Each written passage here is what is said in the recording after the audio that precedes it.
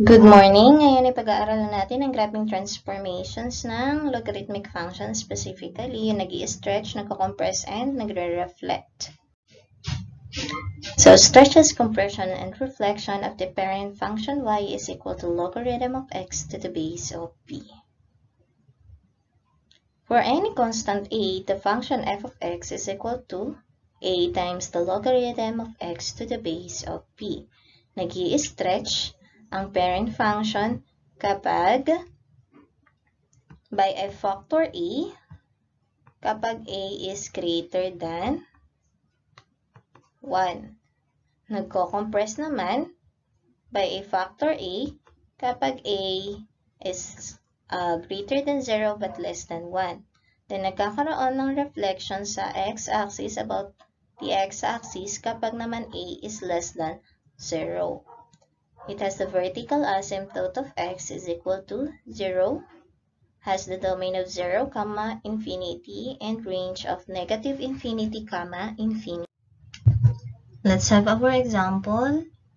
F of x is equal to 2 times the logarithm of x to the base of 4. Kung mapapansin, ang a natin, which is equal to 2, ay greater than 1. Therefore, mag-i-stretch ang ating graph. X is equal to 0, that is our vertical asymptote. So, kunin natin ang parent function. Ang parent function natin ay ito.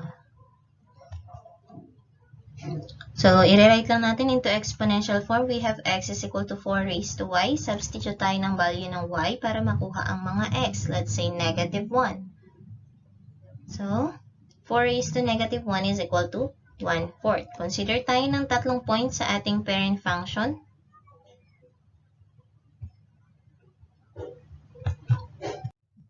Now, i-graph natin ang ating parent function. We have 1/4, negative 1, 1, 0, and 4, 1.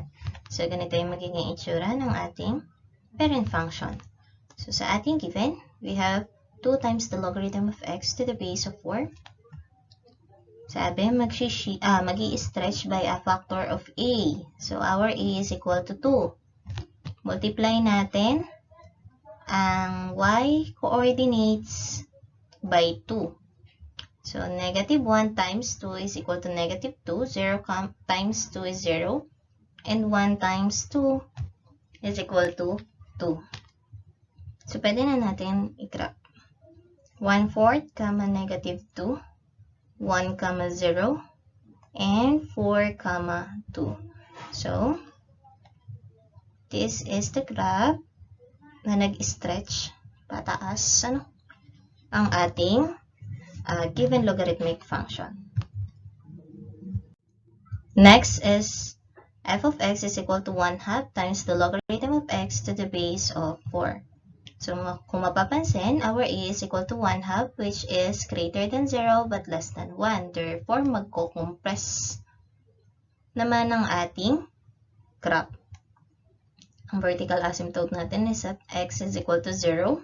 Kunin natin ang parent function at i-rewrite into exponential form. We have x is equal to 4 raised to y. Substitute ng value ng y para makuha ng x, let's say negative 1. So, we have x is equal to 4 raised to negative 1 and that will be equal to 1/4. Consider tayo ng tatlong points sa ating parent function. Now, i-graph natin ang ating parent function. We have 1/4, negative 1, 1, 0, and 4, 1. So, ganito yung itsura ng ating parent function. So, sa ating given, we have a which is equal to 1/2. And since it is greater than 0 but less than 1, magko-compress ang ating graph by a factor of a. So, i-multiply natin tong a natin sa ating y coordinates. So, ang makukuha natin is negative 1 times 1/2 is equal to negative 1/2. 0 times 1/2 is 0, and 1 times 1/2 is 1/2. So, i-graph lang natin 1/4, negative 1/2, 1, 0, and 4, 1/2. So, ito naman yung itsura ng ating given logarithmic function pag na-graph. Nag-compress naman. Next example, we have f of x is equal to negative 2 times the logarithm of x to the base of 4. So kung mapapansin, ang a natin is negative 2 at less than 0, therefore magkakaroon tayo ng reflection about the x-axis. Ang vertical asymptote natin is at x is equal to 0. Kunin uli natin ang ating parent function. Same lang. So we have x is equal to 4 raised to y kapag nire-write into exponential form. Substitute tayo ng value ng y para makuha ang x. Let's say, negative 1.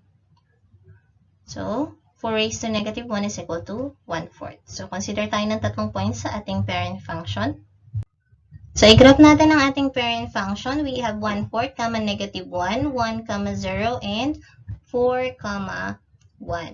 So, ganito yung magiging itsura ng ating parent function. Next, sa ating given, imumultiply lang natin ang ating y coordinates by our a, which is negative 2. So, ang makukuha natin is negative 1 times negative 2 is 2, 0 times negative 2 is 0, and 1 times negative 2 is 2. I-graph natin, we have 1/4, 2, 1, 0, and 4, negative 2. So, kung mapapansin, nagkaroon ng reflection about the x-axis.